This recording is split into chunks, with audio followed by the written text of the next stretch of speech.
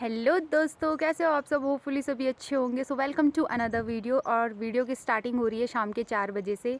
आज थोड़ा सा लेट हो गया, मैं वीडियो शूट कर नहीं पाई क्योंकि मैं कुछ और काम कर रही थी। तो कोई बात नहीं, एडजस्ट कर लेंगे। अभी मैं छोटी सी क्लिप बना रही हूँ, एक वीडियो।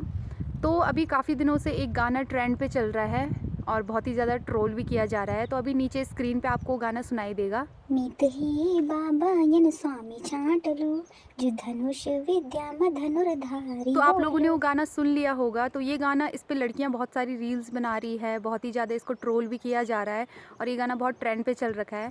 तो इस गाने में नॉर्मली जो लिरिक्स हैं उसमें लड़की बोल रही है कि मैं ऐसा पति छांटूंगी जो कि धनुष विद्या में निपुण होगा, जो कि धनुर्धारी होगा। तो अब क्वेश्चन ये उठता है कि वो कैसे छांटेंगी, कोई भी पति, अपना पति कैसे छांटेंगी वो जो कि धनुष विद्या में निपुण हो। तो वो लड़की अपना पति खुद छांटेगी और कैसे वो परखेगी उस इंसान को कि वो धनुष विद्या में निपुण है कि नहीं है। तो आज की वीडियो में हम यही जानेंगे कि कैसे वो अपना पति छांटेगी और कैसे वो परखेगी उसको कि वो धनुष विद्या में निपुण है या नहीं है। तो नॉर्मली हम यहाँ से समझे कि जो पहले के समय में लड़कियाँ होती थी वो अपना पति, अपना मनचाहा पति वो स्वयं चुनती थी, खुद चुनती थी। तो उन्हें ये छूट मिली रहती थी कि वो अपना पति खुद चुन सकती थी, वो भी स्वयंवर के ज़रिए। तो आजकल के ज़माने में बोलते हैं हम कि आजकल ही लड़कियां अपना पति स्वयं चुन रही है, लेकिन ऐसा नहीं था। ऐसा पहले सदियों से चला आ रहा है, हमारे वैदिक काल से चला आ रहा है। जब से स्वयंवर होता है, लगभग 1500 से 1100 ईसा पूर्व स्वयंवर की शुरुआत हुई थी। वैदिक काल से स्वयंवर चलता आ रहा है। तो उस टाइम से ही लड़कियां जो है वो अपना मनचाहा पति चुनती थी और वो ऐसा पति चुनती थी जो उनकी भी रक्षा कर सके और अपनी भी रक्षा कर सके। मतलब हर गुण होना चाहिए उस पति में, सर्वगुण संपन्न होना चाहिए और धनुर्विद्या में सक्षम होना चाहिए। तो धनुर्विद्या को तो अभी हम आगे समझेंगे कि किस प्रकार से धनुर्विद्या इस चीज़ में इंक्लूड हुई, स्वयंवर में इंक्लूड हुई। तो पुराने समय में जो राजा महाराजा थे, तो उनकी बेटियां जब विवाह करने योग्य हो जाती थी तो एक प्रकार की चुनौती रखते थे स्वयंवर के जरिए। वो एक सभा रखते थे जिसको बोलते थे स्वयंवर, जिसमें एक चुनौती रखी जाती थी और पूरे देश विदेश से, अलग अलग राज्यों से राजा आते थे और उस प्रतियोगिता में भाग लेते थे, उस चुनौती को पूर्ण करते थे। और जो भी इस चुनौती को जीत जाता था, राजा उससे अपनी बेटी का विवाह करवा देते थे। तो ऐसा नहीं था कि सिर्फ पुरुषों में ही अपनी योग्यता थी, महिलाओं में भी अपनी एक काबिलियत, एक योग्यता होती थी। महिलाएं भी उस टाइम बहुत ही ज़्यादा निपुण रहती थी हर चीज़ में। तो इसीलिए स्वयंवर में बहुत सारे पुरुष भाग लेते थे, अलग अलग जगहों से, अलग अलग राज्यों से आकर वो लोग भाग लेते थे और स्वयंवर रचाते थे। और जो चुनौती रखी जाती थी वो कभी कभी महिलाओं की तरफ से भी रखी जाती थी। वो एक एक चुनौती का निर्माण करते थे, एक टास्क बनाते थे उनके लिए और उसे उन लोगों को पूरा करना होता था, उन राजाओं को पूरा करना होता था। और जो इसे पूरा कर देता था उससे वो महिला जो है शादी कर लेती थी।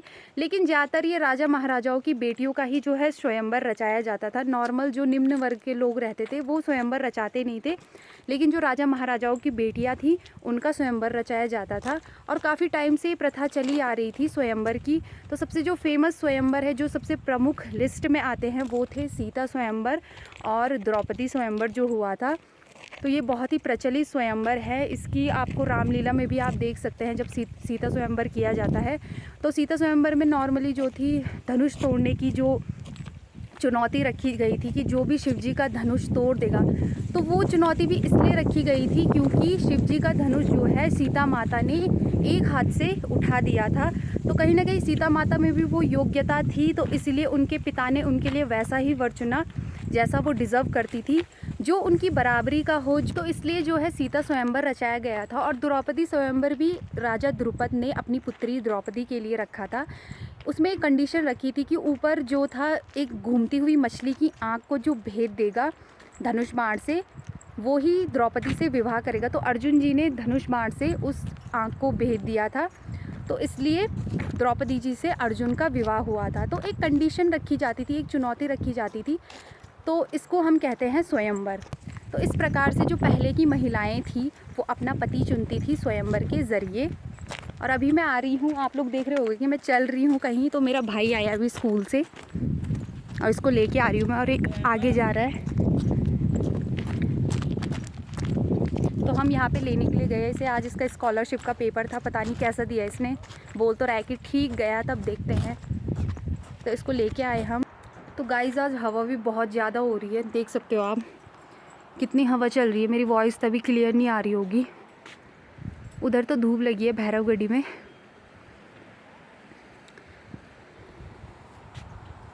और ये जिम्मी, ये हमेशा आया रहता है गाइस यहाँ पे।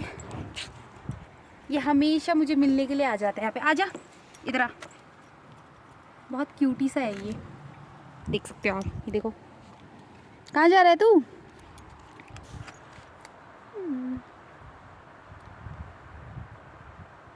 सो आज की वीडियो करते हैं यहीं पे एंड। वीडियो पसंद आई हो तो लाइक कमेंट शेयर ज़रूर करना, और ज़्यादा ही पसंद आई हो तो सब्सक्राइब भी कर देना। मिलते रहेंगे ऐसी ही नई नई वीडियो के साथ, तब तक के लिए बाय बाय, सी आप।